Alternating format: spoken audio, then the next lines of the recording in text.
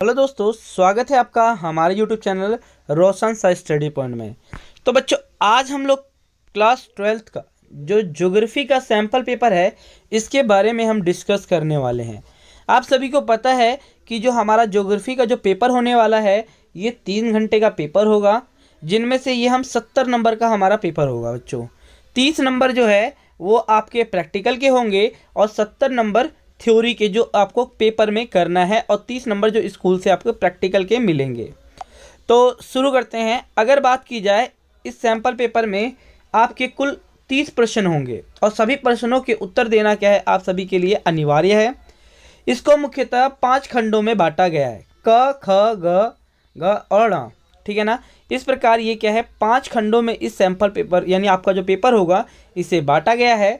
इसके अंतर्गत क्या होंगे, आपके जो 1 से लेकर 17 तक जो प्रश्न होंगे वो आपके बहुविकल्पीय होंगे, यानी आपके जो एमसीक्यूज़ के पेपर होंगे, यानी एमसीक्यूज़ के इसमें क्वेश्चन होंगे 1 से 17 तक, और ये एक एक नंबर के प्रश्न होंगे बच्चों। दूसरा क्या है, खंड ख में अगर बात की जाए तो 18 से लेकर 19 तक, ठीक है ना बच्चों। ये क्या, जो 18 से लेकर 19 तक जो है ये आपके स्रोत आधारित अर्थात ये पैसेज होगा बच्चों, जिसमें से हमें क्या करना, पैसेज में से पढ़ के हमें उत्तर देना है। अगर खंड ग देखा जाए तो आपके 20 से लेकर 23 तक ये लघु स्तरीय प्रकार के प्रश्न होंगे बच्चों, जिसमें आपके ये 3-3 नंबर के प्रश्न होंगे और प्रत्येक प्रश्न का जो उत्तर है आपको 80 से 100 शब्दों में लिखना है, ठीक है बच्चों। इसके साथ साथ अगर बात की जाए घ यानी हमारा जो चौथा सेट है यानी घ में, इसके अंदर क्या करना है, 24 से लेकर 28 तक इसके अंदर दीर्घ उत्तरीय प्रकार के प्रश्न होंगे, ठीक है। और हमारा प्रत्येक प्रश्न का जो उत्तर है बच्चों वो 120 से लेकर 150 शब्दों में हमें इस पे उत्तर को लिखना है, ठीक है बच्चों। और जो हमारा अंतिम खंड है उसके अंदर क्या है बच्चों, 29 से लेकर 30 तक ये मानचित्र के आधार पर ये प्रश्न होगा बच्चों, ठीक है। और ये क्या होता है, ये 2 प्रश्न होंगे जो 5-5 नंबर के, यानी एक इंडिया का मैप होगा बच्चों और एक आपका होगा वर्ल्ड का, और ये दोनों ही आपके 10 नंबर के होंगे बच्चों, ठीक है ना। तो शुरू करते हैं हमारा सैंपल पेपर। तो बच्चों, इसमें हमारा पहला प्रश्न है कि विश्व में जनसंख्या वितरण को प्रभावित करने वाले कारक कौन से है। आर्थिक कारक बच्चों इसके अंदर पूछा है। तो आप लोगों को पता होगा कि जनसंख्या वितरण को प्रभावित करने वाले कारकों की बात की जाए तो इसका ऑप्शन है नगरीकरण, ठीक है ऑप्शन। नेक्स्ट हमारा प्रश्न है, अंतर्राष्ट्रीय श्रम संगठन यानी आईएलओ ने मानव विकास के किस उपागम को प्रस्तावित किया है। तो बच्चों, आईएलओ द्वारा आधारभूत आवश्यकता उपागम को प्रस्तावित किया गया है। आप सभी को पता है कि मानव विकास के जो उपागम है वो प्रोफेसर अमर्त्य सेन द्वारा दिया गया था। तो इसका राइट आंसर है आधारभूत आवश्यकता उपागम। नेक्स्ट बच्चों, हमारा प्रश्न है कि परिवार नियोजन के उद्देश्य से संबंधित निम्नलिखित कथनों को पढ़िए और सही विकल्प का चयन कीजिए। तो बच्चों, इसमें है कि जन्म दर को नियंत्रित करना, परिवार नियोजन का उद्देश्य क्या है, जन्म दर को नियंत्रित करना। दूसरा ऑप्शन है, बच्चों के जन्म के बीच अंतराल रखना चाहिए, यानी अंतर थोड़ा होना चाहिए कि जैसे 1 साल या 2 साल के बीच बच्चा, ऐसा होना चाहिए। महिलाओं के स्वास्थ्य को बेहतर करना चाहिए। और चौथा है, बच्चों की मृत्यु दर को कम करना चाहिए। ये हमारे 4 ऑप्शन है, इसमें विकल्प बताने हैं कौन सा इसका विकल्प सही है। तो बच्चों, इसका विकल्प जो है यानी जन्म दर को नियंत्रित करना चाहिए, इसके साथ साथ बच्चों के जन्म के बीच हमें क्या रखना चाहिए, अंतराल रखना चाहिए, यानी अंतर होना चाहिए। इसके साथ साथ महिलाओं के, अगर बात की जाए महिलाओं के स्वास्थ्य को भी बेहतर बनाना चाहिए। तो इसका राइट आंसर है ऑप्शन बी, ठीक है बच्चों। नेक्स्ट अगर बात करते हैं, नेक्स्ट हमारा है क्वेश्चन, ट्रक कृषि का संबंध निम्नलिखित में से किससे है।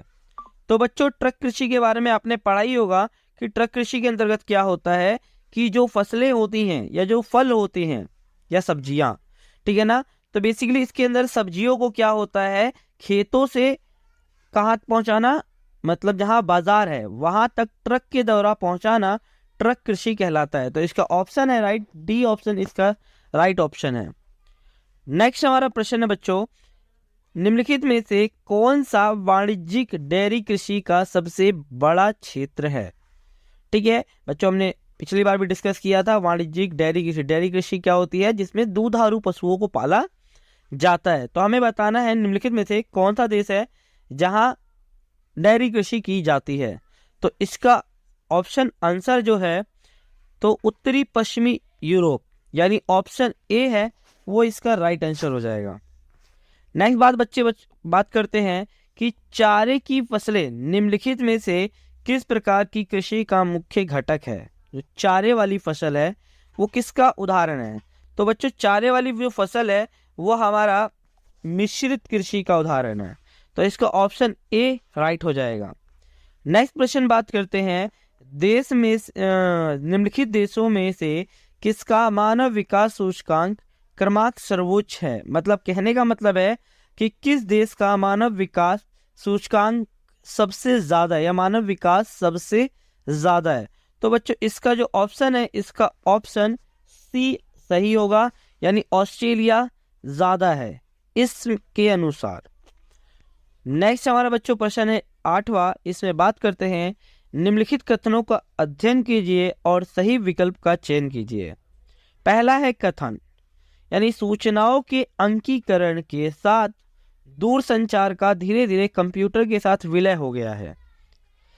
दूसरा ऑप्शन है कथन, यानी परिणाम स्वरूप एक समन्वित नेटवर्क बना जिसे इंटरनेट के नाम से जाना जाता है। तो बच्चों इसका जो आंसर है आपका सी ऑप्शन सही हो जाएगा। तो इसका राइट आंसर है सी, कथन यानी कथन फर्स्ट और कथन सेकंड सही है, और कथन सेकंड क्या करता है? कथन फर्स्ट का परिणाम दिखाता है।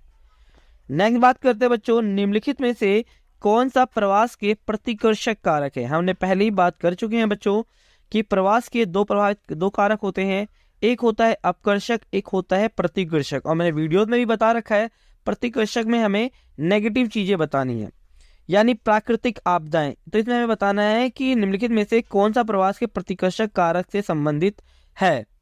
तो इसके अंदर जो हमारा आंसर होगा वो है हमारा प्राकृतिक आपदा, यानी इसका ए आंसर हमारा सही होगा। नेक्स्ट बात करते हैं, निम्नलिखित राज्यों में से किसकी 2001 से लेकर 2011 तक अगर बात की जाए दशक में जनसंख्या वृद्धि सर्वाधिक रही है? तो सबसे अगर बात की जाए 2001 से 11 के बीच में सबसे अधिक जनसंख्या अगर बात की जाए वृद्धि दर वाला जो राज्य है वो हमारा है मणिपुर। तो इसका आंसर ए बिल्कुल सही होगा। नेक्स्ट बात करते हैं, आधुनिक भारतीय भाषाओं में को बोलने वालों की संख्या के अनुसार अधिकतम से न्यूनतम के सही क्रम वाले विकल्पों को चुनिए। तो बच्चों ये हमारा प्रवास वाला चैप्टर से है, तो ये क्वेश्चन ये हमारा चैप्टर ये नहीं आ रहा है, तो हमें इसको नहीं डिस्कस करना है। नेक्स्ट हमारा प्रश्न है, दिए गए संसाधनों को पढ़िए और सामुदायिक संसाधनों से सही विकल्प चुनिए। हमें इसमें सामुदायिक संसाधनों के बारे में बताना है कौन सा सही है। तो सामुदायिक अगर बात की जाए तो पहला है ग्रामीण जलाशय, ग्रामीण कृषि भूमि, ग्रामीण रिहायशी भूमि या चारागाह भूमि।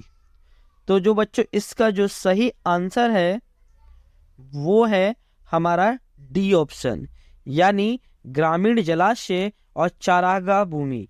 तो ग्रामीण जलाशय और चारागाह भूमि ये दोनों ही हमारे सामुदायिक संसाधनों के अंतर्गत आते हैं। तो इसका राइट ऑप्शन है ऑप्शन डी। नेक्स्ट बात करते हैं बच्चों, पेट्रोलियम अगर बात की जाए पेट्रोलियम उत्पादक एवं उर्वरकों को ग्रहण करने के लिए बनाया गया पत्तन कौन सा है? जो पेट्रोल के लिए काफ़ी ज़्यादा फेमस है, तो पेट्रोलियम के लिए बनाया गया जो पत्तन है वो है हमारा बच्चों कांदला पत्तन। कांदला पत्तन कहाँ है बच्चों? गुजरात में है। ठीक है। नेक्स्ट हमारा प्रश्न है, स्तंभ फर्स्ट का मिलान स्तंभ सेकंड से करना है और सही विकल्प का चयन करना है। तो इसके अंदर अगर बात की जाए कि मैं आपको इसके अंदर डायरेक्टली आंसर बता देता हूं, तो इसका आंसर जो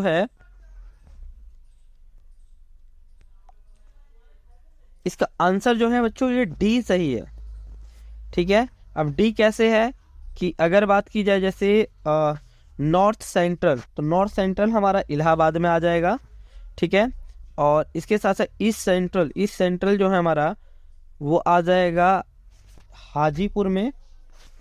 इसके साथ साथ हमारा जो है वेस्ट सेंट्रल जो है वो आ जाएगा हमारा, वेस्ट सेंट्रल हमारा जबलपुर में आ जाएगा। और साउथ सेंट्रल हमारा सिकंदराबाद आ जाएगा। तो ये बच्चों इसके हिसाब से हमारा आंसर डी हमारा बिल्कुल सही आंसर है। ये बच्चों एक पैसेज है, आप एक बार पैसेज को पढ़ लीजिएगा, पैसेज से संबंधित आंसर्स आपको बताने हैं इसके अंदर, ठीक है। नेक्स्ट बच्चों हमारा खंड ग है, इसमें हमारा जो पहला प्रश्न है 3 नंबर का है। तो जिनमें से हमारा जो पहला प्रश्न है, मानव प्रकृति के नियम को बेहतर ढंग से समझने के बाद ही प्रौद्योगिकी का विकास कर पाया है। मानव के प्राकृतिकरण के संदर्भ में इस कथन का मूल्यांकन कीजिए। तो बच्चों इसके अंदर बोल रखा है कि मानव ने किस प्रकार के प्रकृति के नियम को बेहतर ढंग से समझकर प्रौद्योगिकी का क्या किया है बच्चों, विकास किया है। तो ये बात सही है। आप लोगों ने देखा होगा जैसे सबसे पहले मनुष्य ने वायु की गति के नियम को समझा। जब मनुष्य ने सबसे पहले वायु की गति के नियम को समझा तभी तो उसने वायुयान का निर्माण किया ना, तो पहला ये हो जाएगा। इसके साथ साथ जब मनुष्य ने क्या किया, घर्षण और ऊष्मा, मनुष्य ने 2 पत्थरों को लिया और उसे घिसा, तो घर्षण और ऊष्मा की सोच ने किसको उत्पन्न किया, आग की खोज करी। इसके साथ साथ डीएनए जब खोज हुई थी, यानी डीएनए की जब खोज हुई थी तो इससे अनेक बीमारियों पर विजय प्राप्त किया गया। तो इन उदाहरणों से हम कह सकते हैं कि मनुष्य ने प्रकृति के नियम को समझकर प्रौद्योगिकी का विकास किया है। तो आपको आंसर इसमें यही बताना है कि किस प्रकार से, पहला आपको यही बताना है कि मनुष्य ने वायु की गति के नियम को समझकर वायुयान का निर्माण किया। दूसरा आपको बताना है कि डीएनए की खोज से अनेक आनुवांशिक बीमारियों पर विजय प्राप्त की गई। और तीसरा आपको बताना है कि मनुष्य ने घर्षण और ऊष्मा की सोच से किसका निर्माण किया था, आग की खोज की थी। नेक्स्ट हमारा इसी में हमारा सेकंड जो क्वेश्चन है अथवा में, इनमें क्वेश्चन है मानवीय क्रियाओं की छाप प्रकृति पर, मानवीय क्रिया की छाप प्रकृति के मानवीकरण के संदर्भ में इस कथन की पुष्टि कीजिए। यानी इसमें क्वेश्चन में ये बोल रहा है कि मानव प्रयासों की छाप प्रकृति पर दिखाई देती है।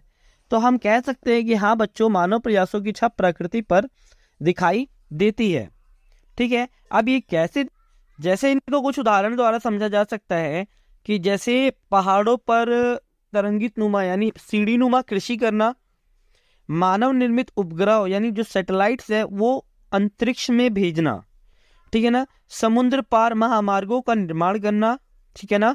और इसके साथ साथ जो हमारे तटीय यानी भारत के या जैसे पत्तन हो गए, बंदरगाहों का निर्माण करना, फ्लाईओवर, सड़क, पुल, इन सभी चीज़ों का निर्माण करना। तो ये सभी चीज़ें क्या दर्शाती हैं कि मानव प्रयासों की छाप ये सर्वत्र है, यानी मानव प्रयासों की छाप को प्रकृति पर स्पष्ट रूप से नजर आती हैं। तो इसमें आंसर बच्चों आपको यही बताना है कि मानव निर्मित उपग्रहों का यानी सैटेलाइट्स का अंतरिक्ष में भेजना, ठीक है, सीढ़ी नुमा कृषि, इसके साथ साथ विशाल नगर, विश्राम स्थल, तरंगित पहाड़ियाँ, चारागाह और बंदरगाहों का विकास, ये सभी चीज़ें इसमें आ जाएंगी। तो बच्चों नेक्स्ट प्रश्न की बात करते हैं। नेक्स्ट हमारा प्रश्न है कि भारत में जनसंख्या वृद्धि की प्रवस्था यानी ग को यानी 1951 से लेके 1981 को जनसंख्या विस्फोट की अवधि के रूप में क्यों माना जाता है, कोई 3 कारण दीजिए। तो बच्चों आप लोगों ने पढ़ा भी होगा कि 1951 से 1981 के बीच क्या हुआ था। तो इसके अंदर भारत की जनसंख्या में विस्फोट होने के बहुत सारे कारण थे, ठीक है। पहला कारण क्या था बच्चों कि इस समय चिकित्सा सुविधाओं का विकास होने के कारण मृत्यु दर में इस समय कमी आ गई थी, यानी जब पहली बात तो इसमें मौतों में कमी आ गई। दूसरा क्या हुआ कि भारत में अंतर्राष्ट्रीय प्रवास बहुत ज़्यादा बढ़ गया था, यानी नेपाल से, पाकिस्तान से और बांग्लादेश से बहुत सारे शरणार्थी क्या आ गए थे, भारत में आ गए थे, जिसके कारण भारत की जनसंख्या में विस्फोट वृद्धि दर दर्ज की गई थी, ठीक है। और इसके साथ साथ हमारे भारत की अर्थव्यवस्था सुधरने भी लग गई थी और अधिकांश लोगों के जीवन की दशाओं में सुधार आ गया था। इन सभी कारणों से हमारे भारत की जनसंख्या में विस्फोट वृद्धि दर दर्ज की गई थी। नेक्स्ट अगर बात करते हैं, नेक्स्ट हमारा प्रश्न है भारतीय कृषि के विकास में सतत कृषि के लिए राष्ट्रीय मिशन यानी NMSA के उद्देश्य का वर्णन कीजिए। तो बच्चों सतत कृषि के लिए राष्ट्रीय मिशन के उद्देश्य क्या है, निम्नलिखित है। जैसे पहला क्या है, सतत कृषि के लिए राष्ट्रीय मिशन कृषि को अधिक बढ़ावा दिया गया था। इसके साथ साथ जलवायु को अनुकूल बनाने के लिए स्थायी विशिष्ट एकीकृत कृषि प्रणाली को बढ़ावा दिया गया था। और इसके साथ साथ मिट्टी के संरक्षण के लिए या मिट्टी को किस प्रकार से नमी बढ़ाया जा सकता है, उनमें नमी की मात्रा को किस तरह बढ़ाया जा सकता है, ये सारे मिशन किए गए थे या सुधार किए गए थे राष्ट्रीय मिशन के अंतर्गत। नेक्स्ट हमारा बच्चों प्रश्न है कि भारत की दक्षिण पश्चिम पठार प्रदेश यानी भारत के दक्षिणी पश्चिमी पठार प्रदेश जो है खनिज पेटी की मुख्य विशेषताएं बताइए। यानी दक्षिण पश्चिम खनिज पेटी की हमें क्या करनी है बच्चों, इसमें हमें विशेषता बतानी है। तो इस खनिज पेटी में बच्चों अगर बात की जाए कि हमारा भारत के दक्षिण पश्चिम खनिज पेटी की अगर विशेषता की बात की जाए तो ये पट्टी कर्नाटक, गोवा और तमिलनाडु की जो ऊंची या केरल के क्षेत्रों में आती है। यानी दक्षिण पश्चिम खनिज पेटी के कुछ क्षेत्र कौन कौन से हैं, तो कर्नाटक, गोवा, तमिलनाडु और केरल है। और यहाँ क्या होता है, लोहा और बॉक्साइट यहाँ बहुत बड़ी मात्रा में पाया जाता है। यानी लोहा और बॉक्साइट की मात्रा क्या होती है, दक्षिण पश्चिम खनिज पेटी में बड़ी मात्रा में यहाँ इस खनिज की प्रधानता पाई जाती है। इसके साथ साथ यहाँ पर उच्च कोटि का लो अयस्क, मैग्नीज और चूना पत्थर भी पाया जाता है। ठीक है। और लिग्नाइट को छोड़कर इस क्षेत्र में कोयला का मतलब लिग्नाइट जो है ये कोयले का ही एक प्रकार है बच्चों। तो यहाँ लिग्नाइट यानी कोयले को या लिग्नाइट कोयले को छोड़कर यहाँ अन्य कोयले का क्या है बच्चों, अभाव रहता है दक्षिण पश्चिम खनिज पेटी में। तो ये विशेषता होती है बच्चों दक्षिण पश्चिम खनिज पेटी की। इसी में एक और अथवा में एक और प्रश्न है इसके अंदर बच्चों कि एक प्रश्न है कि उत्तर पश्चिम खनिज पेटी की विशेषता बतानी है। तो अगर उत्तर पश्चिम खनिज पेटी की अगर विशेषता की बात की जाए तो पहला तो ये पट्टी कहाँ आती है, ये गुजरात हो गया और राजस्थान और अरावली के क्षेत्र शामिल है इसके अंतर्गत। कौन कौन से बच्चों, राजस्थान, अरावली और गुजरात के क्षेत्र इसके अंतर्गत शामिल है। और यहाँ तांबा, जिंक आदि यहाँ प्रमुख खनिज पाया जाता है। राजस्थान में बलुआ पत्थर, ग्रेनाइट, संगमरमर, जैस्पर और जिप्सम इस प्रकार के पत्थर यहाँ समृद्ध रूप से पाए जाते हैं। कहाँ, राजस्थान में। और यहाँ मुल्तानी मिट्टी भी काफ़ी ज़्यादा पाई जाती है। ठीक है। तो ये है हमारी उत्तर पश्चिम खनिज पेटी की विशेषताएं। नेक्स्ट अब बात करें खंड घ। इसके अंदर बच्चों 5-5 नंबर के प्रश्न है, डिस्कस करते हैं। पहला है बच्चों कि विश्व में उद्योगों की अवस्थिति को प्रभावित करने वाले 5 कारकों की व्याख्या कीजिए। तो बच्चों अगर उद्योगों की मैंने आपको पढ़ाया भी है कि वे उद्योगों की अवस्थिति को क्या क्या चीज़ें प्रभावित करती हैं, तो जैसे पूंजी, कच्चा माल, बाजार, परिवहन, ठीक है बच्चों, और श्रम शक्ति और सरकार की नीतियाँ, ये सभी चीज़ें क्या करती हैं, उद्योगों को प्रभावित करती हैं। कौन कौन से बच्चों, बाजार, परिवहन, श्रम, कच्चा माल, शक्ति और पूंजी, ये विश्व में उद्योगों को प्रभावित करने वाले प्रमुख कारक हैं। और ये पेपर में बच्चों काफ़ी बार ये प्रश्न रिपीट होता रहता है ये प्रश्न, तो इसको जरूर याद करके जरूर जाइएगा। नेक्स्ट हमारा प्रश्न है कच्चे माल पर आधारित उद्योगों के वर्गीकरण का विश्लेषण 5 शीर्षकों पर के अंतर्गत कीजिए। यानी जो उद्योग है तो उद्योग कच्चा माल मतलब कच्चा माल उद्योग किस प्रकार से प्रभावित करता है, तो इसकी उसकी विशेषता हमें क्या करनी है बच्चों इसके अंदर बतानी है। तो अगर बच्चों कच्चे माल के आधारित उद्योगों की अगर बात की जाए तो इसमें आता है हमारा कृषि आधारित उद्योग, खनिज आधारित उद्योग, रसायन आधारित उद्योग, वन आधारित उद्योग और पशु आधारित उद्योग। तो ये सभी प्रकार के जो उद्योग होते हैं ये कच्चे माल के आधार पर होते हैं। जैसे खनिज आधारित उद्योगों में क्या होता है बच्चों, तो खनिज आधारित उद्योग जो खनिजों के केवल होते हैं, जैसे कोयला, पेट्रोल, प्राकृतिक गैस, ठीक है ना, और तांबा हो गया, ये फैक्ट्रियाँ जो होती है ना, तो ये कच्चा माल इनके लिए यूज़ होता है। इसके साथ साथ कृषि आधारित उद्योग भी होता है। जैसे चीनी उद्योग जानते हो आप लोग, तो चीनी बनाने के लिए गन्ने की आवश्यकता होगी, तो गन्ना एक कच्चा माल है ना, और गन्ना एक कृषि आधारित भी उद्योग है। इसे रसायन उद्योग, वन उद्योग, पशु आधारित उद्योग, ठीक है, ये सभी उद्योग हमारे बच्चों आते हैं कच्चे माल के आधारित उद्योगों के अंतर्गत आते हैं। नेक्स्ट हमारा बच्चों प्रश्न की बात करते हैं। नेक्स्ट हमारा प्रश्न है कि विश्व में तरल और गैसीय पदार्थों के परिवहन के लिए पाइपलाइन परिवहन का व्यापक रूप से प्रयोग किया जाता है। उपयुक्त तर्कों का उदाहरण सहित पुष्टि कीजिए। तो आपको पता है बच्चों पाइपलाइन, इसमें हमें क्या बताना है कि पाइपलाइन परिवहन की विशेषताओं को वर्णन करना है। अगर पाइपलाइन परिवहन की विशेषता की बात की जाए तो बच्चों, तो पाइपलाइन परिवहन तरल पदार्थ के परिवहन के लिए परिवहन का सबसे बेहतर साधन है। यानी तरल और गैसीय पदार्थ यहाँ से आसानी से ट्रांसपोर्ट किए जा सकते हैं। इसके साथ साथ विश्व के अनेक भागों में रसोई गैस अथवा एलपीजी की आपूर्ति भी किससे होती है बच्चों? पाइपलाइन परिवहन के द्वारा ही किया जाता है। पाइपलाइन परिवहन का प्रयोग किस लिए? तरल पदार्थों के लिए और कोयले के परिवहन के लिए भी किया जाता है। इसके साथ साथ अगर बात की जाए जल, पेट्रोलियम, प्राकृतिक गैस जैसे तरल एवं गैसीय पदार्थों से अबाधित प्रवाह और परिवहन के लिए पाइपलाइन व्यापक रूप से प्रयोग किया जाता है। आप सभी को पता ही होगा कि दुनिया का सबसे बड़ा पाइपलाइन कौन सा है बच्चों? बिग इंच है। कौन सा है बच्चों? Big inch. इसके साथ साथ अगर बात की जाए कि पाइपलाइन परिवहन, तो पहला तो क्या है, ये परिवहन का एक तरह से कह सकते हैं तीव्रतम साधन है, तीव्र गति से जाया जा सकता है। और एक बार निर्माण करने के बाद क्या होता है बच्चों, पाइपलाइन परिवहन के ये फायदा क्या है कि एक बार इसका निर्माण कर दिया जाए तो वर्ष भर इससे लाभ कमाया जाता है। ये सभी विशेषताएं पाइपलाइन परिवहन की होती है।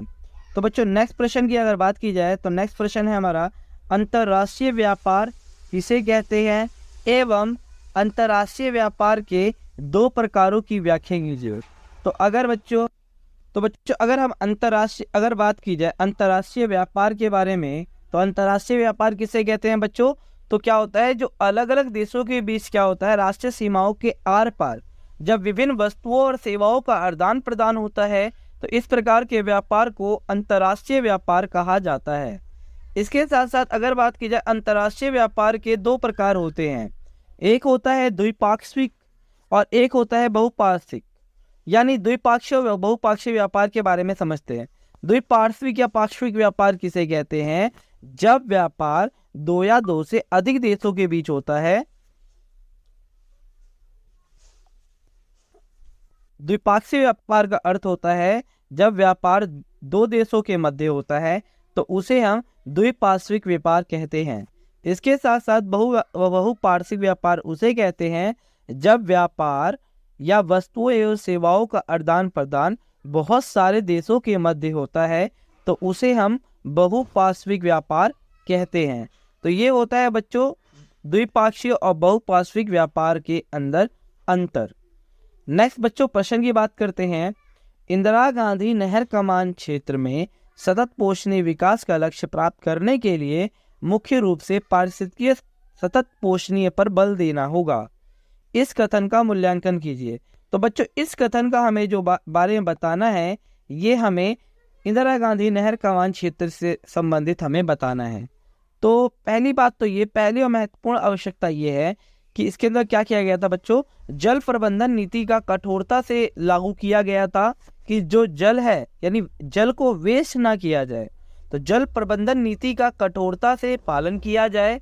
इसके साथ साथ इसके अंदर ये किया गया था कि कृषि के अंतर्गत खट्टे फसलों की खेती के लिए काफ़ी प्रोत्साहित किया गया, यानी किसानों को ये कहा गया था कि खट्टे फसलों का आप उत्पादन कीजिए।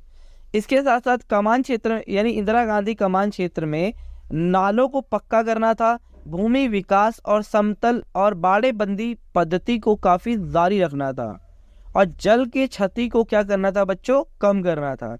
इसके साथ साथ जो जल क्रांतता होती है, जल क्रांतता का अर्थ क्या होता है बच्चों, कि जो किसान पहले क्या होता था कि फसलों में आवश्यकता से ज़्यादा सिंचाई कर देता था, ठीक है, तो इसको भी रोकने का मतलब इंतज़ाम किया गया था इंदिरा गांधी नहर कमान क्षेत्र के अंतर्गत।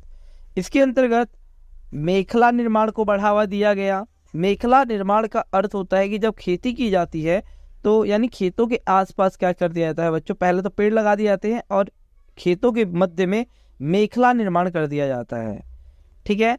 तो ये सारे काम किए गए थे इंदिरा गांधी नहर कमान क्षेत्र में। किसको बच्चों? कृषि को प्रोत्साहित करने के लिए या कृषि को बढ़ावा देने के लिए। नेक्स्ट प्रश्न हमारा आता है बच्चों, भारत का सड़क जाल विश्व का दूसरा सबसे बड़ा सड़क जाल है। ये बात तो सही है कि भारत का जो सड़क जाल है वो विश्व का दूसरा सबसे बड़ा सड़क जाल है, ठीक है ना। इसके बारे में हमें बताना है।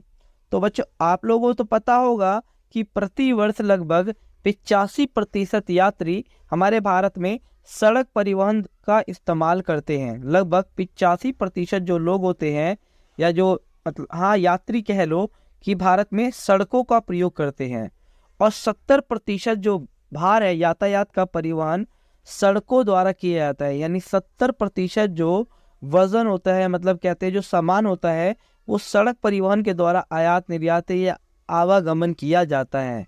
निर्माण एवं रखरखाव के उद्देश्य से सड़कों को कई भागों में बांटा गया है। आपको पता ही होगा कि अगर बात कीजिए, जैसे आपको पता है राष्ट्रीय महामार्ग, राज्य महामार्ग, जिला महामार्ग और ग्रामीण सड़कों के रूप में इसे वर्गीकृत किया गया है।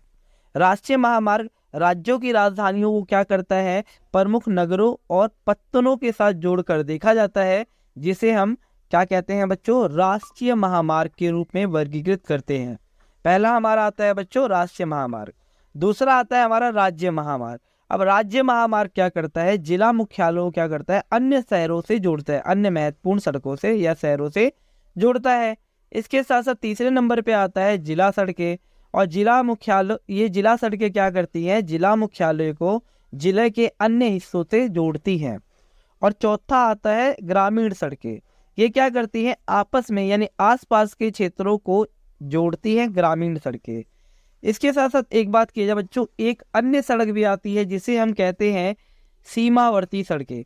सीमावर्ती सड़कों का मतलब क्या होता है कि सीमावर्ती सड़कें वह सड़कें होती हैं जो अंतर्राष्ट्रीय सीमाओं के सहारे बनाई जाती हैं। बेसिकली क्या किया जाता है? ये सैन्य दृष्टि से काफ़ी महत्वपूर्ण होता है, यानी सेनाओं का जो सामान होता है वो आना जाना इन सीमावर्ती सड़कों से किया जाता है।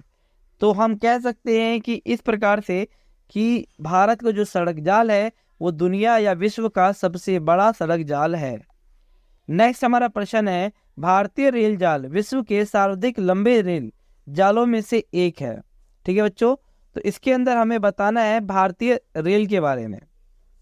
आपको पता ही होगा भारतीय रेल सरकार का विशालतम उद्योग एक तरह से कह सकते हैं उद्यम है, और ये माल और यात्री दोनों को ही एक स्थान से दूसरे स्थान पर ले जाता है। यानी रेल परिवहन क्या करता है कि वस्तु को भी ले जाता है, ठीक है, सामान को भी ले जाता है, और इसके साथ साथ व्यक्ति का भी परिवहन करता है। और ये रेल परिवहन हमारे देश की आर्थिक स्थिति के लिए भी काफ़ी महत्वपूर्ण है, यानी देश की अर्थव्यवस्था इसी के द्वारा ही चलती है। इसके साथ साथ भारतीय रेल विभिन्न प्रकार की संस्कृति, धर्म, जाति, ये लोगों को क्या करती है? आपस में जोड़ती है। और भारत में 16 रेलवे जोन है, यानी 16 मंडल में बांटा गया है। और कोंकण रेलवे का विकास भी भारतीय रेल का एक महत्वपूर्ण उपलब्धि है। कोंकण रेलवे लाइन, रेल प्रणाली को उन्नत किया गया है, यानी विस्तार किया गया है। भारत में लगातार रेल व्यवस्था को और ज़्यादा क्या किया जा रहा है बच्चों? विकास किया जा रहा है। तो इस प्रकार से हम कह सकते हैं कि भारतीय रेल जाल विश्व के सर्वाधिक लंबे रेल मार्गों में से एक है। ठीक है बच्चों, अब नेक्स्ट आता है हमारा खंड ड, जिसके अंदर हमारा मानचित्र है। तो इसमें हमारे मानचित्र से संबंधित प्रश्न है। तो अगर बात की जाए, जैसे आपको पता ही है प्रश्न है, मतलब इसके अंदर अफ्रीका का सबसे बड़ा देश कौन सा है बच्चों? तो इसमें है अल्जीरिया। कौन सा जीरिया बच्चों? अल्जीरिया क्या है? हमारा सबसे बड़ा देश है अफ्रीका का। दूसरा है विस्तृत वाणिज्य अनाज कृषि का एक क्षेत्र कौन सा है बच्चों?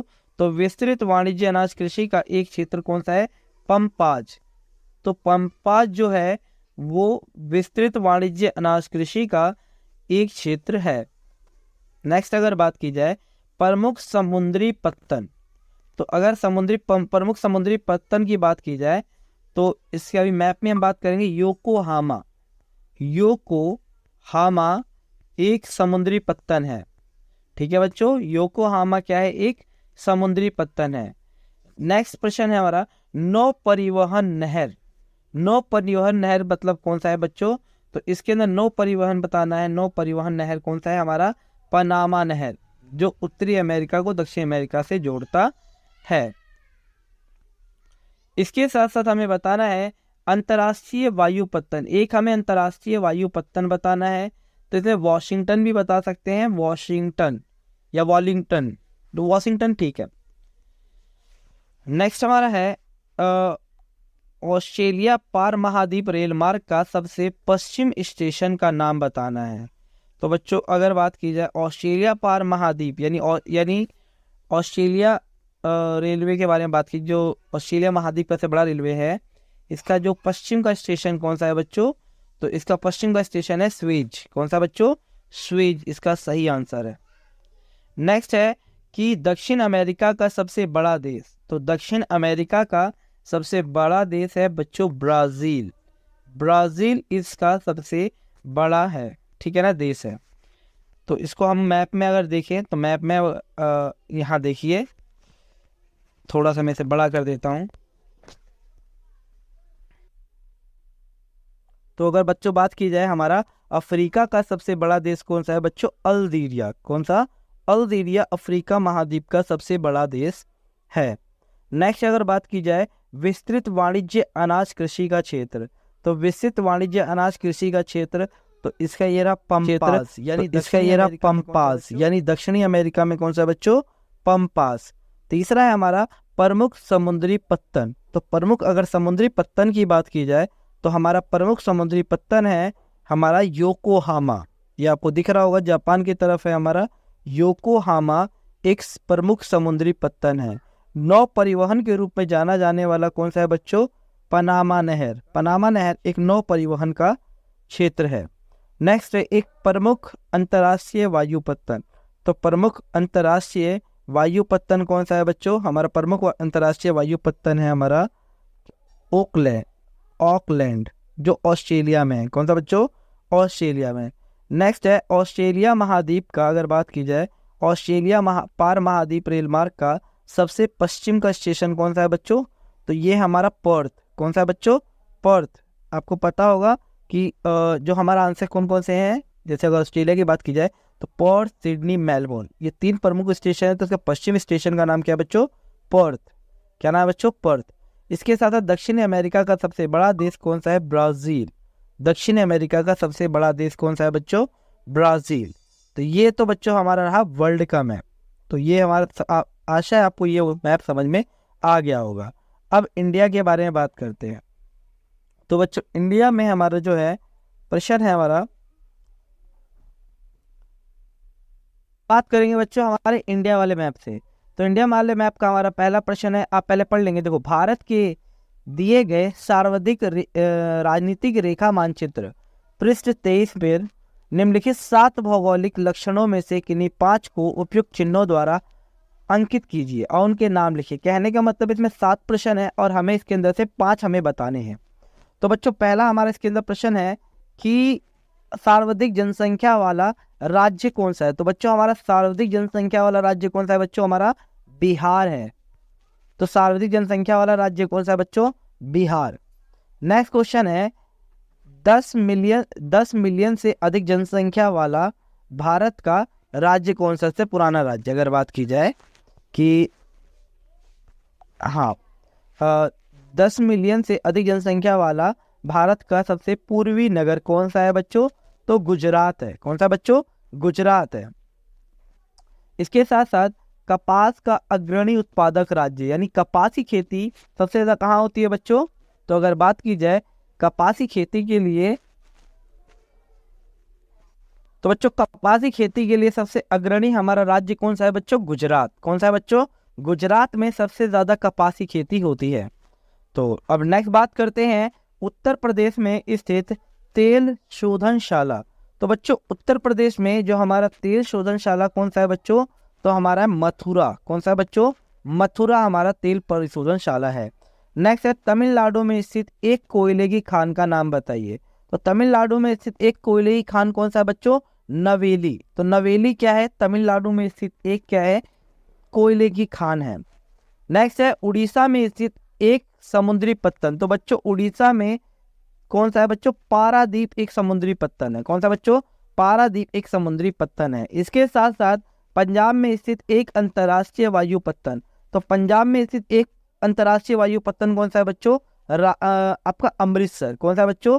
अमृतसर। इसमें दो आ जाएगा बच्चों, यानी पंजाब में दो है, एक है अमृतसर और एक है आपका राजासासी। कौन सा बच्चों?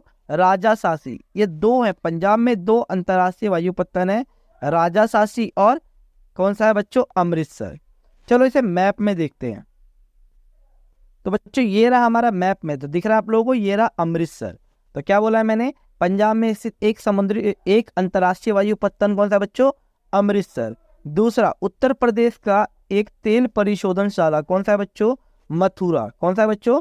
मथुरा। इसके साथ साथ भारत में सबसे अधिक अगर बात की जाए, क्या है बच्चों हमारा प्रश्न? भारत में सबसे अधिक जनसंख्या घनत्व वाला राज्य कौन सा है बच्चों? बिहार है। कौन सा है बच्चों? बिहार। इसके साथ साथ नेक्स्ट कौन सा है? हमने बात करी थी कौन सा बच्चों कि भारत में अगर बात करें तमिलनाडु में कौन सी कोयले की खान है, तो कौन सा है बच्चों? तो नवेली। कौन सा है बच्चों? नवेली कोयले की खान कौन सी है? नवेली कोयले की खान तमिलनाडु में है। ठीक है। कपास की खेती सबसे ज्यादा कहाँ होती है बच्चों? गुजरात में। कहाँ होती है बच्चों? गुजरात में। उड़ीसा का एक प्रमुख समुद्री पत्तन कौन सा है बच्चों? पारादीप। कौन सा बच्चों? पारादीप। ठीक है ना, उड़ीसा का। और इसके साथ साथ अगर बात की जाए भारत का पूर्वी एक ऐसा शहर का नाम बताइए जहाँ क्या है वो, जो एक ऐसा शहर हो जो जहाँ 10 मिलियन जनसंख्या हो। तो कौन सा बच्चों? कलकत्ता। कौन सा बच्चों? पश्चिम बंगाल में कलकत्ता। तो ये तो रहा हमारा बच्चों सैंपल पेपर। ये हमारा फर्स्ट सैंपल पेपर है, तो ये तो हमने सॉल्व कर लिया है। नेक्स्ट सैंपल पेपर आपका जल्द ही अपलोड कर दिया जाएगा। तो अगर वीडियो अच्छी लगी हो तो वीडियो को लाइक, शेयर एंड सब्सक्राइब